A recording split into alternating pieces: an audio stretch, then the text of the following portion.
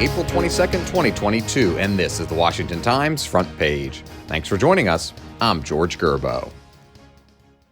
North Korea will test a nuclear weapon before the end of this year and may do so as soon as next week, according to U.S. national security experts. Guy Taylor reports North Korea watchers have especially been on edge since mid-March, when reports emerged that satellite imagery had picked up signs of construction at a nuclear test site that was claimed to be shuttered in 2018. Kim Jong-un's regime has also carried out increasingly powerful ballistic missile tests while ignoring calls from the Biden administration for a return to diplomatic talks that broke down in 2019. North Korea's last nuclear test in 2017 sparked intense brinkmanship that eventually resulted in a pair of high-stakes summits with then-President Trump. President Biden says the U.S. will deliver another $800 million in military aid to Ukraine to send an unmistakable message to Russian President Vladimir Putin. It's the eighth drawdown of arms, equipment, and supplies from Department of Defense inventories for Ukraine since August, Tom Howell and Mike Glenn report.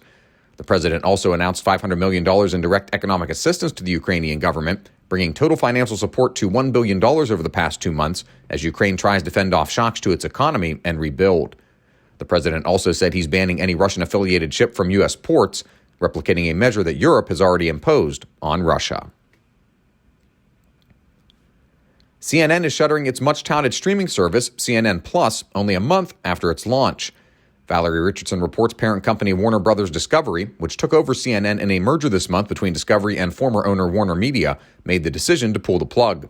The network sunk an estimated $300 million into the March 29th launch of CNN Plus, bringing on big names such as Chris Wallace, Jamel Hill, and Casey Hunt, but failed to catch on with subscribers or the new bosses. The move reportedly will save the company an estimated $1 billion over the next few years. Discovery stock closed at $21.45 a share Thursday after the news broke, down nearly 7% for the day. A reminder that you can find all these stories at WashingtonTimes.com/front page. Also a reminder that you can find us on any major podcast platform. Just search Washington Times in your favorite podcast app.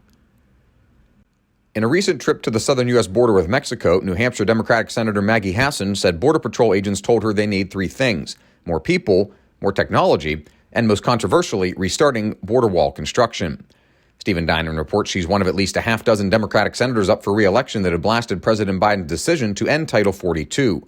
That's the pandemic border emergency policy that allows the government to immediately expel some illegal immigrants because of COVID-19 risks. Those Democrats say the administration has no plan to deal with the 500,000 migrants the Department of Homeland Security says could rush the border once Title 42 officially ends next month.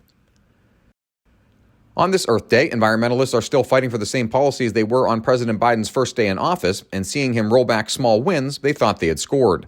Ramsey Touchberry reports activists are upset the president resumed federal lease sales for fossil fuel drilling and waived an environmental restriction to sell cheaper ethanol-based gas, moves that were meant to blunt high gas prices.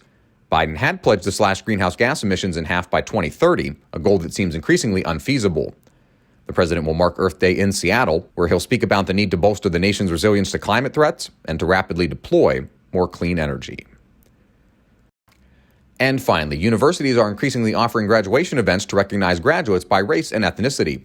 Sean Salai reports the Leadership Institute, a conservative D.C. think tank, says that more than 36 colleges and universities are holding events this summer to recognize groups based on race, gender, and sexual orientation, including Columbia, Harvard, and Texas.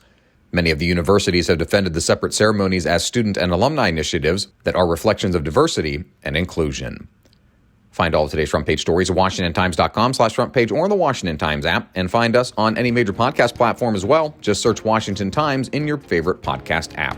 You can also find us on Twitter and Instagram at Wash Times for breaking news, sports, commentary, and more.